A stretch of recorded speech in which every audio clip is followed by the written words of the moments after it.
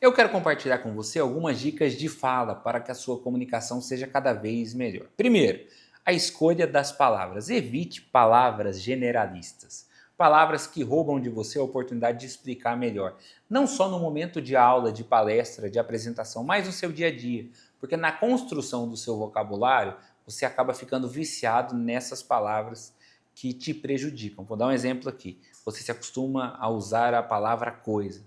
Não, eu estava fazendo uma coisa lá e eu peguei uma coisa na mão e, poxa vida, essas coisas me irritam. E você começa a substituir e empobrecer o seu vocabulário. Parada, negócio, lance, bênção. Legal. Legal é muito amplo. Vou dar um exemplo aqui para você. Meu filho, quando volta da escola, não pode dizer que a escola foi legal. Porque legal mata a conversa. Ele tem que dizer o que foi bom e o que foi ruim. Porque aí sim ele constrói o vocabulário e a gente conversa a respeito.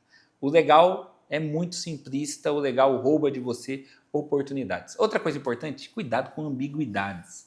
Existem dois tipos principais de ambiguidade que eu queria trabalhar com você aqui. Primeiro, o lexical, que é o termo que tem dois ou mais significados. Por exemplo, manga.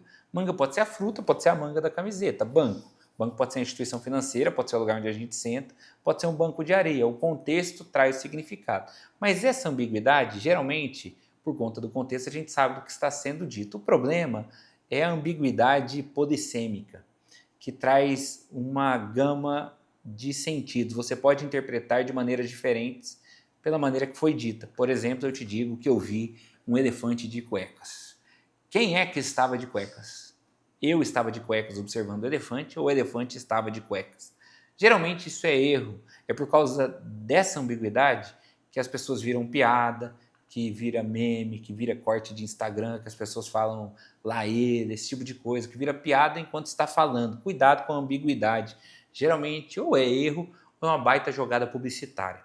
Agora, existem outros tipos de indeterminação semântica que são intencionais. Por exemplo, genericidade. É não ser específico de propósito. Eu observo que a Rússia diz que se tal país interferir na guerra, haverá consequências sem precedentes. O que são consequências sem precedentes? Não sabemos. O que é que eles estão fazendo? Trazendo tom de ameaça sem se comprometer com uma especificidade de consequência. A mesma coisa quando eu chamo um funcionário, eu digo, olha, se você não melhorar esse comportamento, eu acredito que a sua situação na empresa pode ficar ruim. É melhor dizer isso que é amplo, que ele não tem certeza do que significa, do que eu dizer você será demitido. Porque depois eu não demito e eu fico parecendo que não tenho palavra. Então eu digo, perdão, tive um contratempo. Eu não quis ser específico, fui intencionalmente genericista nesse sentido. Porque daí você imagina o contratempo que eu tive, mas eu não quero fazer isso intencionalmente. Quanto à sua dicção, quais são as minhas principais dicas? Primeiro, use exercícios de trava-língua. Por quê? Porque isso te ajuda. É que a gente erra nisso. O que é que nós gostamos de fazer? A gente gosta de usar aquilo que para nós é fácil e a gente consegue. Então, o cidadão consegue falar casa suja, chão sujo, ele fica pedindo que todo mundo fale, que para ele é uma piada. Quando o trava-língua ele foi criado para desenvolver você naquilo que é difícil. Então, o trava-língua que você não consegue fazer é justamente aquele que você deve fazer repetidas vezes em voz alta. Isso fará totalmente bem para a sua fala, vai fazer diferença na sua comunicação, especialmente você que tem uma dificuldade específica nisso.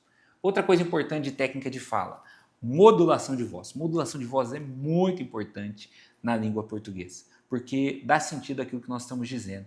Quando nós pensamos no inglês, o que determina o sentido é a ordem das palavras. Então, se eu digo you are beautiful, você é bonito. Agora, se eu falo are you beautiful, eu estou te perguntando se você é bonito ou se não é. Agora, na língua portuguesa é o tom, é a modulação de voz. Eu falo você é bonito, ou eu digo você é bonito. Entende? Que a gente precisa da modulação para dar sentido. Eu adoro um exemplo que fala o seguinte: eu não roubei o seu estojo ontem. Estou dizendo que eu não roubei o seu estojo ontem. Agora, se eu disser eu não roubei o seu estojo ontem, não fui eu, foi outra pessoa. Eu não roubei seu estojo ontem. Peguei emprestado.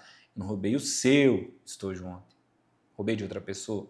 Eu não roubei o seu estojo ontem. Roubei a caneta. Eu não roubei o seu estojo ontem. Foi antes de ontem, foi semana passada. É o sentido, o tom nos leva. Quando eu dou aula para as crianças na igreja, por exemplo, eu digo para elas, olha, Quem matou Golias? Elas gritam Davi. Eu falo Davi. Elas gritam Jesus. Por quê? Porque o tom diz muito.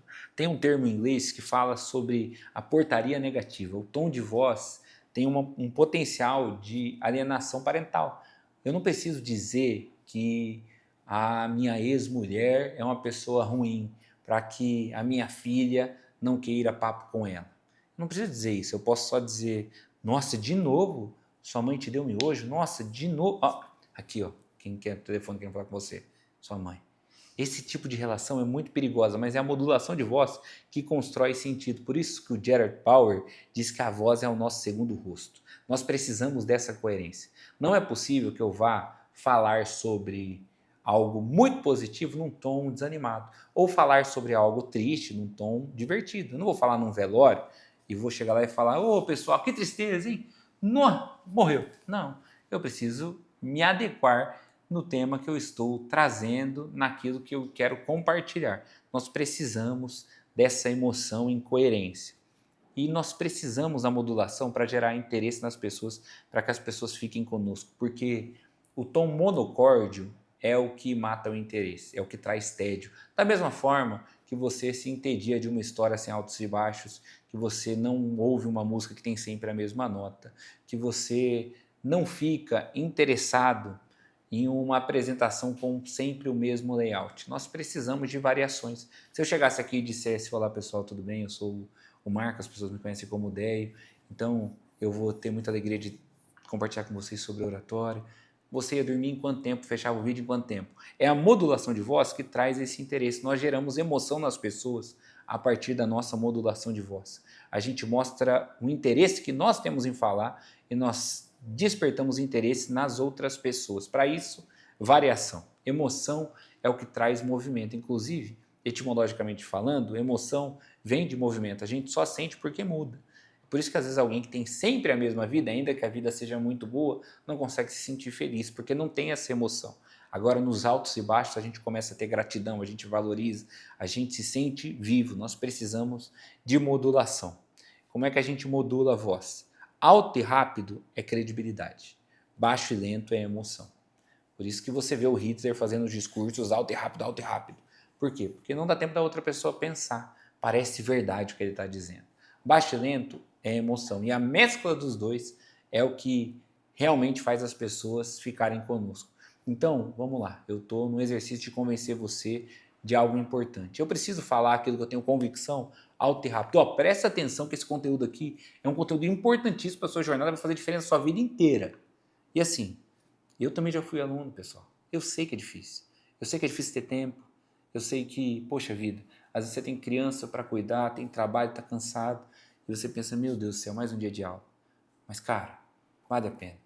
Porque isso aqui, lá na frente, sua carreira vai ser outra. Entende? Onde eu quero emocionar, onde eu quero trazer credibilidade. Isso faz muita diferença. A modulação de voz serve muito para isso. Eu quero só te pedir, antes de encerrar esse vídeo, para que você tenha cuidado com duas coisas que roubam a sua credibilidade. Alongamento. Então, isso rouba e não faz sentido. O que é que você acha que parece verdade? Eu dizer: Enzo, você é um cara legal, que bom que você está aqui. Ou eu dizer no mesmo tempo: Enzo, você é um cara legal, que bom que você está aqui. Parece que a verdade está no silêncio, é que a gente tem medo do silêncio. A gente é da geração que chega em casa para mexer no celular e liga a TV. Não faz sentido, nós precisamos do silêncio. E exclua também os vícios de linguagem, que são vícios que prejudicam a sua fala, que são desnecessários. Oi, eu sou o Marco, né? Né? Se você sabe por que eu estou dizendo.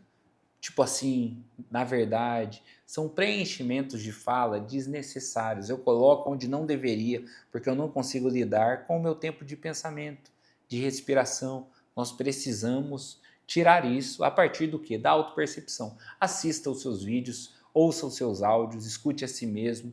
E então, observe quais são as palavras que você precisa se policiar. Essa é a principal e melhor forma e a primeira forma de você lidar com seus vícios de linguagem. Panela suja se lava quente. Você observa, você ganha consciência, você se policia, você começa a diminuir, você perde o hábito de usar essa palavra. Essas são as dicas de voz de hoje, de fala, e até a próxima.